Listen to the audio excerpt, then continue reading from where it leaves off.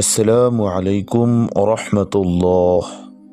সুপ্রিয় দর্শক মণ্ডলী, আশা করছি আল্লাহর অশেষ মেহেরবানিতে আপনারা সকলেই ভালো আছেন। সুপ্রিয় দর্শক মণ্ডলী, জিন এবং ইনসানকে অর্থাৎ মানুষ এবং জিন জাতিকে আল্লাহ রব্বুল আলামিন তার ইবাদতের জন্য সৃষ্টি করেছেন। আমাদের জীবনের মূল উদ্দেশ্য হল আল্লাহর ইবাদত করা।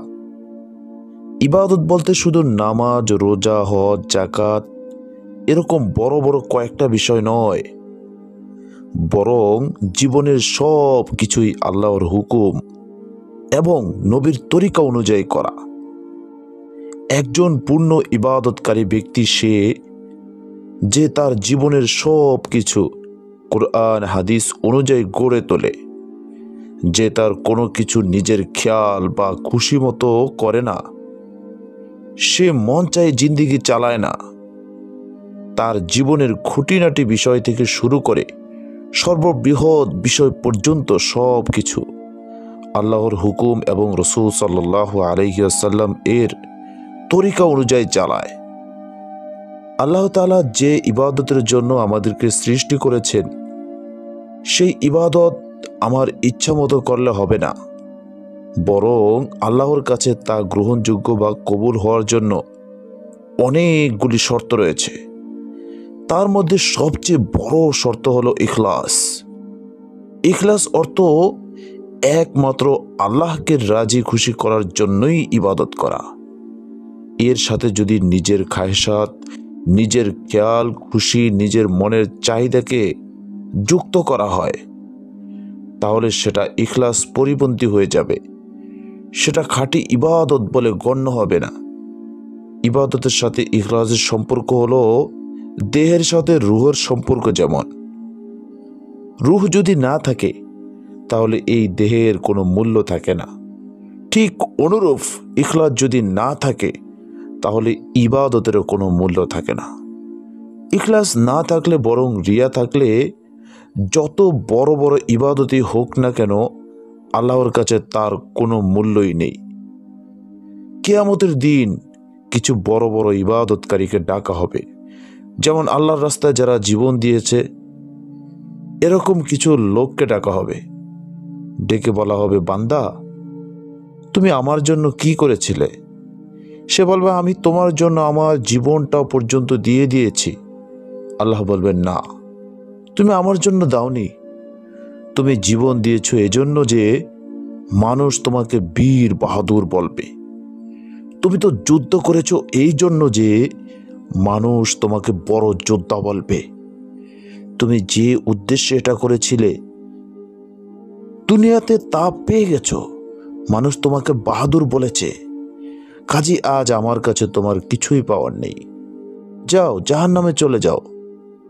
কতিপয় বড় বড় ইবাদতকারীকে ডাকা হবে, ডেকে জিজ্ঞাসা করা হবে, বান্দা, আমার জন্য কি করেছ? তারা বলবে, এত এত ইবাদত করেছি, সারা রাত তোমার জন্য জাগরণ করে ইবাদত করেছি, সারাদিন রোজা রেখেছি ইত্যাদি। আল্লাহ পাক বলবেন, তুমি তো আমার জন্য করনি, তুমি তো এই জন্য করেছো যে মানুষ তোমাকে। আসসালামু আলাইকুম ওরহমতুল্লাহ।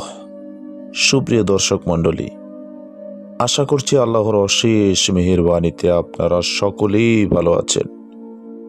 সুপ্রিয় দর্শক মণ্ডলী, জিন এবং ইনসানকে অর্থাৎ মানুষ এবং জিন জাতিকে আল্লাহ রব্বুল আলামিন তার ইবাদতের জন্য সৃষ্টি করেছেন।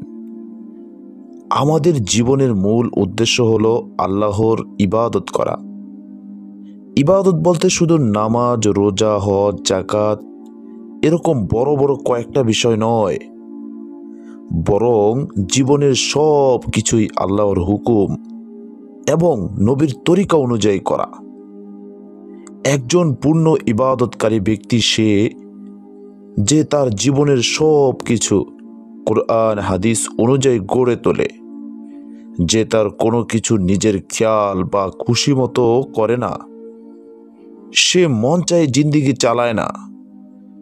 তার জীবনের খুঁটিনাটি বিষয় থেকে শুরু করে সর্ববৃহৎ বিষয় পর্যন্ত সব কিছু আল্লাহর হুকুম এবং রসূল সাল্লাল্লাহু আলাইহি ওয়াসাল্লাম এর তরিকা অনুযায়ী চালায়।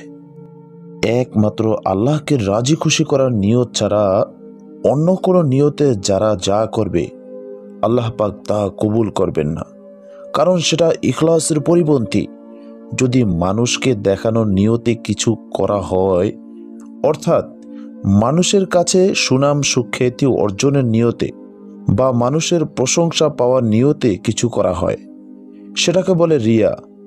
এই রিয়া হলো ইখলাসের পরিপন্থী। এই রিয়া দ্বারা ইবাদতের সব নষ্ট হয়ে যায়, ইবাদতের কোনো মূল্যই থাকে না। কারণ ইবাদতের সাথে ইখলাসের সম্পর্ক হলো দেহের সাথে রুহের সম্পর্কের মতো।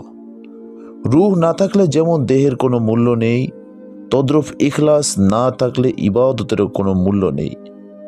কাজেই কোনোভাবে যেন মনের মধ্যে মানুষকে দেখানোর নিয়ত, মানুষের কাছে প্রশংসা অর্জন করার নিয়ত, মানুষের কাছে সুনাম সুখ্যাতি ছড়ানোর নিয়ত ঢুকতে না পারে। এগুলি মানুষের ইবাদতকে নষ্ট করে দেয়। আমরা অনেকে দান সদকা করে থাকি, কেউ মাদ্রাসা বানাই, মসজিদ বানাই, কেউ বা দুর্গতদের সাহায্য করি বা বিভিন্নভাবে সমাজ সেবা করি ইত্যাদি। এসব ক্ষেত্রে কিছু কিছু কাজ জাহিরিভাবে ইখলাসের পরিপন্থী হয়ে যায়।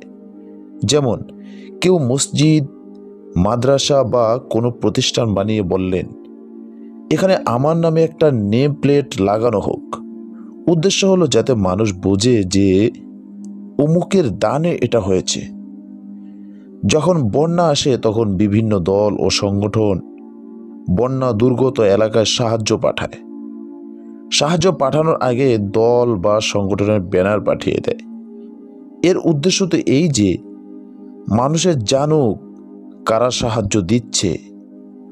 অনেকে তো ফটোগ্রাফার সাথে নিয়ে যায়, উদ্দেশ্য পেপারে উঠুক, মানুষ জানুক। এগুলো জাহিরিভাবে ইখলাসের পরিপন্থী। এগুলো মানুষের ইখলাসকে ধ্বংস করে দেয়। তবে হ্যাঁ, যদি ভালো নিয়তে এরকম করা হয় তাহলে সেটা ভিন্ন কথা। যেমন কেউ নিয়ত করলো যে নেম প্লেট লাগানো থাকলে তা দেখে মানুষের আমার নাম স্মরণ হবে এবং তারা আমার জন্য দোয়া করবে এবং অন্যান্য মানুষ উৎসাহ পাবে। এভাবে রিয়ার চেতনা নিয়ে দান খয়রাত করলে দুনিয়া আখিরাত উভয় বরবাদ। দুনিয়াতে আমার কষ্টে উপার্জিত টাকা পয়সা গেল, আর আখিরাতের সওয়াবও গেল। দুনিয়াতে একটু সুনাম প্রশংসা যা পেলাম, এটা কোনো পাওয়া নয়। আখিরাতে যখন এটা কোনো কাজে আসবে না, আসল সময়ে যখন এটা কোনো কাজে আসবে না, তখন দুনিয়ার এই সামান্য পাওয়ায় কি লাভ হবে? রিয়া তাই বড়ই ক্ষতিকর। রিয়াকে বলা হয় শিরকে আসগর বা ছোট শিরক, কারণ ইবাদত করতে হয় একমাত্র আল্লাহর জন্য। এখন যখন আমি লোকেরা দেখবে জানবে এই উদ্দেশ্য করলাম, তার অর্থ কি দাঁড়ালো? তার অর্থ হলো এই, আল্লাহর সাথে অন্য কিছুকে শরিক করলাম। এটাই তো শিরিক। আল্লাহর সত্তার সাথেও কেউ শরিক নেই, আল্লাহর গুণাবলীর সাথেও কেউ শরিক নেই, আল্লাহর ইবাদতের সাথেও কোনো শরিক থাকতে পারবে না। এটাকেই বলা হয় ইবাদতের ক্ষেত্রে তাওহীদ বা একত্ববাদ। একত্বের বিষয়টা আল্লাহর সত্তার ক্ষেত্রে যেমন থাকতে হবে, আল্লাহর গুণাবলীর ক্ষেত্রেও থাকতে হবে, আল্লাহর ইবাদতের ক্ষেত্রেও থাকতে হবে। আল্লাহ পাক কোনো প্রকার শিরককে পছন্দ করেন না, তাই রিয়া থাকলে সেই ইবাদতকে তিনি কবুল করেন না। রিয়া একটা মনের রোগ, এটা একটা চিন্তার রোগ। কাজেই চিন্তা দিয়েই এই রোগকে দূর করতে হবে। রিয়া দূর করার উপায় হলো, যখন আমি কোনো ইবাদত করতে যাব তখন চিন্তা করে দেখব আমার নিয়ত ঠিক আছে কিনা। আমি চিন্তা করে দেখব আমি কি উদ্দেশ্যে এই কাজ করছি। যদি মনের ভিতর কোনো রকম মানুষের কাছে সুনাম সুখ্যাতি অর্জন করা বা জানানো শোনানোর বা প্রশংসা অর্জন করার বা মানুষের কাছে ভালো হওয়ার নিয়ত আছে, টের পাই, তাহলে সেটা ঝেড়ে ফেলে দিতে হবে। একথা চিন্তা করতে হবে যে মানুষের কাছে আমি যতই প্রশংসা অর্জন করি, মানুষ আমাকে যতই ভালো বলুক, কিন্তু পরকালে আসল বিপদের সময় এরা আমার কেউই কাছে আসবে না। দুনিয়াতে দেখা যায় কত বন্ধু বান্ধব, কত আপনজন, কিন্তু বিপদের সময় অনেকই পাওয়া যায় না। হ্যাঁ, এটাই বাস্তবতা। এ তো দুনিয়ার অবস্থা। আর কিয়ামতের ময়দানে যখন প্রত্যেকের এই অবস্থা হবে যে প্রত্যেকে বলতে থাকবে ইয়া নফসি, ইয়া নফসি, অর্থাৎ হায় আমার কি উপায় হবে, হায় আমার কি উপায় হবে, তখন কেউ কারোর কথা চিন্তা করার সুযোগ পাবে না। তাই যাদের চিন্তা করে আমি আমার ইবাদতকে নষ্ট করব, ওরা আমার বিপদের সময় কোনোই উপকারে আসবে না। দুনিয়াতে লক্ষ মানুষ আমাকে ভালো বলুক, কিন্তু আল্লাহর কাছে যদি আমি ভালো সাব্যস্ত না হই, তাহলে এই লক্ষ মানুষের ভালো বলা আমার কোনো কাজে আসবে না। কোরআন শরীফও পরিষ্কার বলে দেওয়া হয়েছে, ওয়াত্তাকু ইয়াওমান লা তাজজি নাফসুন আন নাফসিন শাইআ, সূরা বাকারা। অর্থাৎ সেই দিনকে ভয় করো যেদিন কেউ কারো কোনো উপকারে আসবে না। অন্য এক আয়াতে বলা হয়েছে, ওয়ালা তাজিরু ওয়াজিরাতুন উইজরা উখরা, সূরা আনআম। অর্থাৎ কেউ কারো পাপের বোঝা বহন করবে না, প্রত্যেকের বোঝা নিজেকেই বহন করতে হবে। কাজেই যাদের চিন্তা করে আমি আমার ইবাদতকে নষ্ট করছি, এরা আমার আসল বিপদের সময় কোনো উপকারে আসবে না। কাজে তাদের চিন্তা করলে আমার কি লাভ? বরং এক আল্লাহর চিন্তা করি, যিনি আমাকে রক্ষা করবেন।